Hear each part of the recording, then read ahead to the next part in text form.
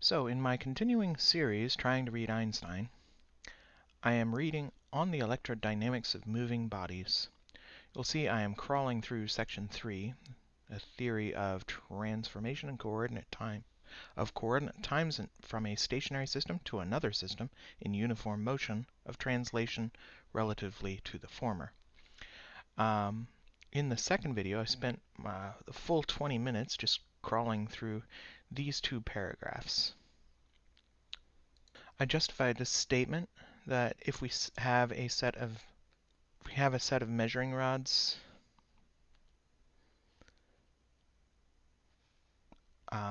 perpendicular to the direction of their motion, then light is always propagated along these axes when viewed from the stationary system with the velocity, and I called this c perpendicular equals square root of c squared minus v squared. And I also worked out this equation, modifying it slightly, that if we don't sacrifice clarity for brevity, we could have delta tau equals del tau del t delta t plus del tau, or partial tau partial x prime delta x prime, and that becomes, this a turns out to be del tau del t, and the t and the x prime just need to have deltas put out in front of them. Oh, and yes, I went back to the analogous consideration applied to the axes of y and z.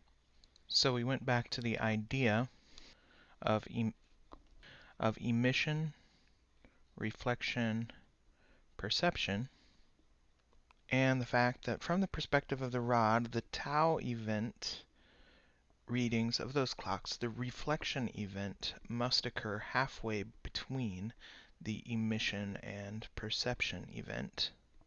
So this here is half the sum of the emission, tau emission plus perception equals tau of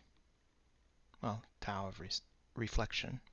The coordinates of those events in the x prime, y prime, comma t events coordinates is going to be, it'll be tau of 0, 0, 0, t plus tau of 0, L, 0, and then instead of t plus x prime over c minus v, it's going to be t plus the length of the rod divided by the square root of c squared minus v squared. But it's got to go there and back again, so that'll be 2L times. I think I'm just repeating myself now from the last video, but that's all right. We'll just say that this one is going to be, you know what? This is still at 0. This is going to be 0, L, because this is there and back again, so it hasn't gone anywhere. 0, L, 0, t plus L over square root of c squared minus v squared. So this is just halfway, half the loop. And the key to this is that this is the part that I wanted to mention, that this is 1/2 times t1 plus t2. Actually, no, it's t perception minus t emission.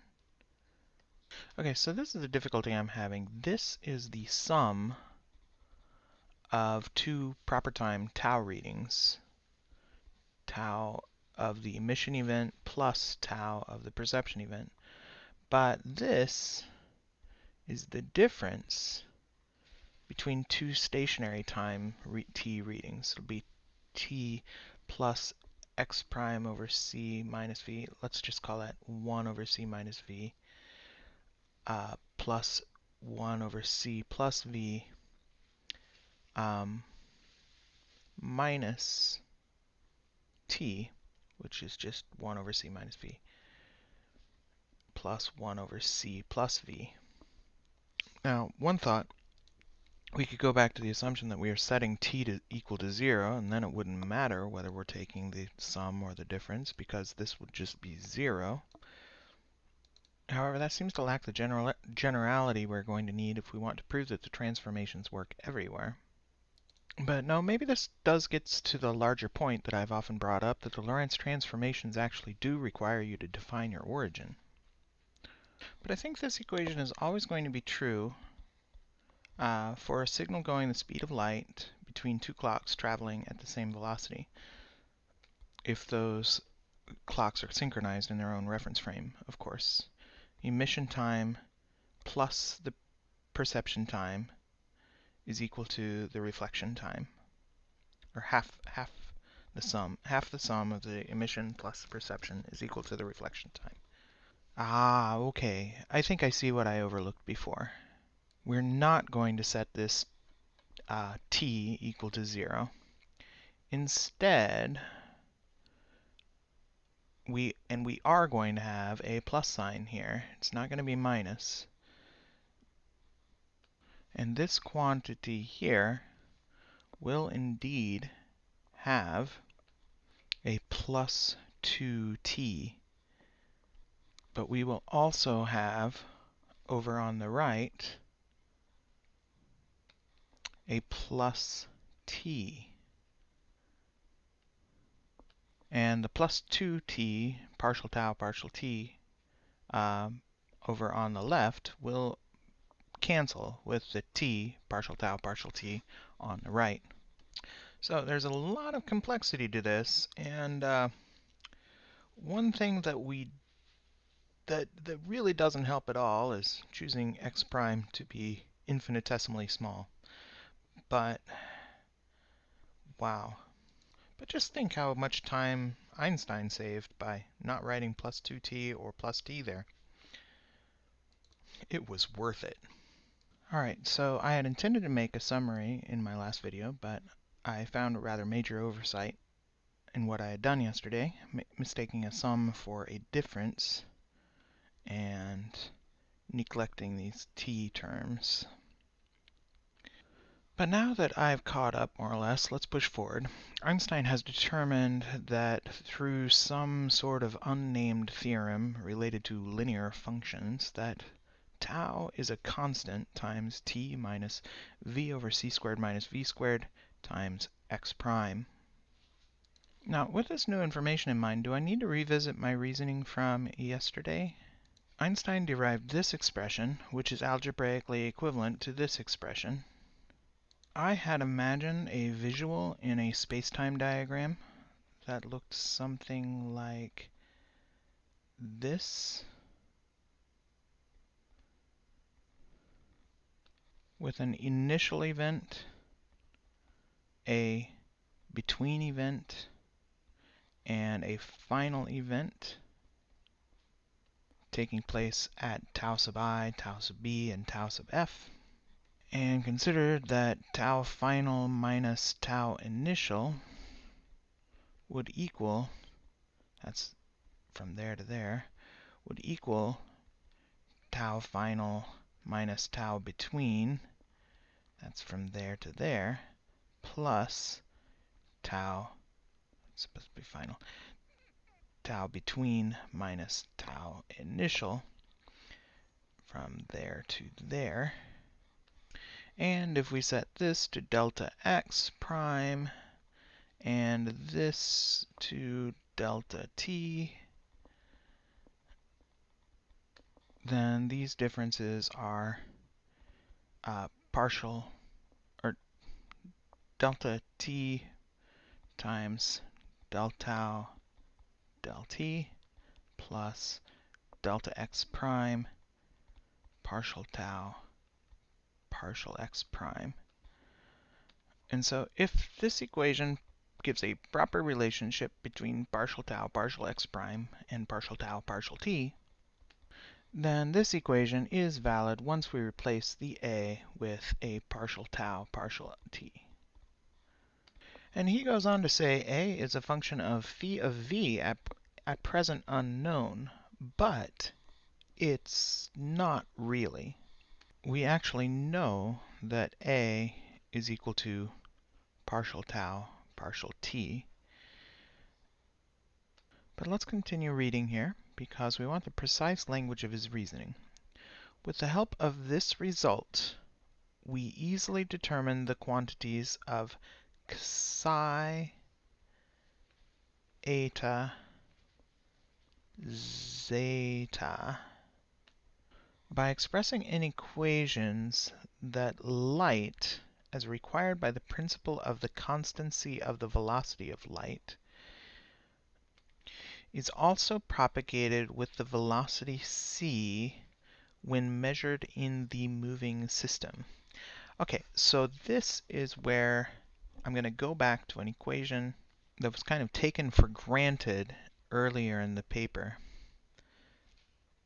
that c perp was equal to the square root of c squared minus v squared. And this was partial y, partial t. Now we're going to combine that with the velocity of light, c, is also propagated with velocity c when measured in the moving system. And I think we have already also decided, for reasons of symmetry, that del y, del tau is equal y and eta are the same. So if we have these expressions for del y, del t when x prime equals constant, and del y, del tau when x prime is held constant, we should be able to develop an expression for partial tau, partial t when x prime is held constant, which will be del y, del tau on the bottom, and del t on the bottom. No, del tau on the bottom. Hold on. Yeah, del tau on the bottom. And del y, del t on the top, which will be del y, del t is square root of c squared minus v squared, and del y, del tau is c, which is square root of 1 minus v over c quantity squared, del tau, del t. And that number is less than 1, so it means that a clock attached to a constant point in the traveling frame is going to be going slower by this factor. Okay, so that is how I would have reasoned out what is this factor A. It is actually the reciprocal of a quantity that is often called the Lorentz factor. Here, I'll put those on the screen together for a moment so you can see that the Lorentz factor would be del t, del tau when x prime is held constant. I'd like to make an unconfirmed aside here. It's a conjecture that I'm pretty sure can be proved.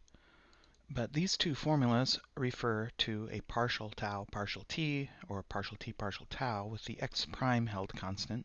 If I'm not mistaken, much of the confusion regarding relativity relates to not making explicit what is held constant here. So often people would write partial tau, partial t, and the reader might think that it was x being held constant. But in fact, if x is held constant, you would find the clocks attached to that constant x would be moving in the s prime frame and would be moving slow by a factor of square root of 1 minus v over c squared. Egad, no, let's try that again. This would be the ratio of the speed of the clocks in the s prime system, tau, to the speed of the moving clocks in the s system, which would be actually 1 over the square root of 1 minus v over c quantity squared, which would be greater than 1. So, anyway, if you wrote partial tau, partial t, without writing whether x prime is held constant or x is held constant, you'd have to go from the context of the question. And the partial tau, partial t, viewing a clock stationary in the moving frame is actually the reciprocal of partial tau, partial t of a clock moving in, or stationary in the stationary frame. Well, it seems that I've gone way off topic, and I'd like to get back into Einstein's derivation for the next few minutes. He has imagined a ray of light emitted from the origin in the psi or x direction, or x prime direction, whatever. For that purpose, he's writing psi equals c tau. This introduces a relation that says for this photon, d psi d tau equals c. I did something similar down here.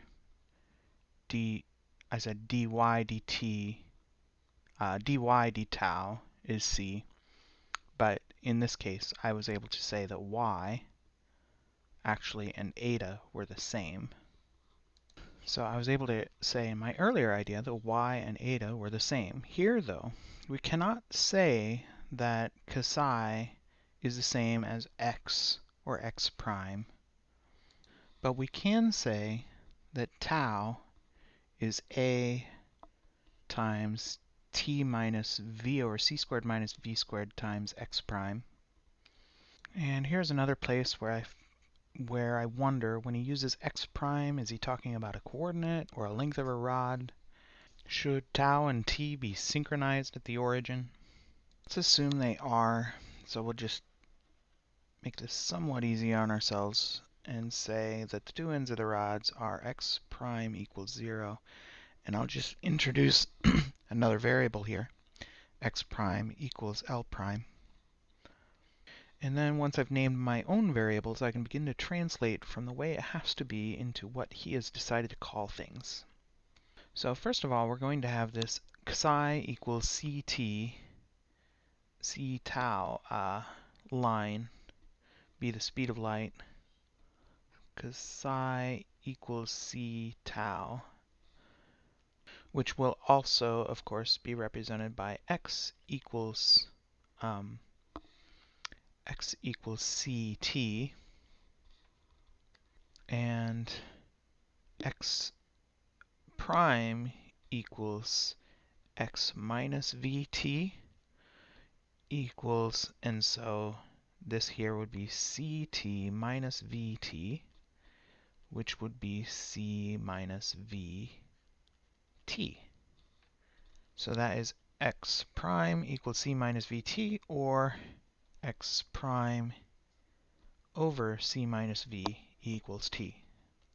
Really, he probably should have given us that t equals 0 here too, and from x equals 0 and x prime equals 0. So all of these things are necessary, that everything's synchronized there so that it all comes from the same event. Not 100% sure that it all has to be synchronized, but it does work if you make all of those things 0. So every point along the path of this photon is associated with like 5 different variables, unique values of t, which goes through this way, with x, which come down this way, and with psi, and I'm pretty sure psi kind of comes up this, whoops, gotta make the, psi kind of comes up this way, slightly diagonal, and tau, no, psi, what am I doing with psi? Psi is going to be parallel to x prime. Psi is going to be parallel to x prime. And then tau I'm pretty sure comes up. It's going to be almost flat, but a slightly positive slope. So this is the path of the photon in x prime comma t variables. This is the path of the photon in psi comma tau variables. This is the path of the photon in, wow, psi comma t comma x prime variables. So here we can eliminate the t variable from our expression by replacing it with a function of x prime. So that will be, rewriting this, it'll be psi equals ac times x prime over c minus v minus v over c squared minus v squared x prime. And so psi equals ac x prime times x prime over, 1 over c minus v. 1 over c minus v minus v over c squared minus v squared. And I'm going to multiply this term by c plus v over c plus v. To get that to cancel out, we'll have equal ac x prime times c plus v minus v over c squared minus v squared. The v's will cancel out, and we'll have equals a c squared x prime over c squared minus v squared. If I go ahead and make that replacement of what I know a is, it's square root of 1 minus v over c quantity squared times c squared x prime over c squared minus v squared. Or writing it in a more useful format, we had c squared minus v squared over c was the value of a. C squared over c squared minus v squared. That would cancel out the c's, cancel out the square roots,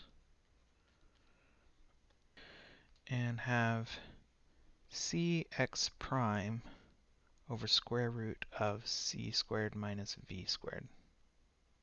And that is psi. Of course, if I take care of that c on the top, it becomes psi equals x prime over square root of 1 minus v squared over c squared.